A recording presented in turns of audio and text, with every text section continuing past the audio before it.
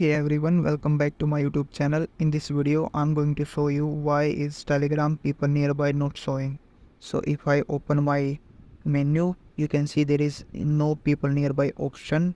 And if I go to the settings and then scroll down and click on this privacy and security, you can see there is no option of people nearby because this feature has been removed from Telegram.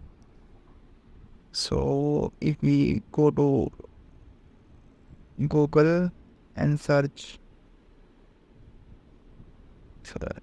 Telegram people nearby, as you can see that Telegram has removed people nearby and introduced a new feature called business nearby.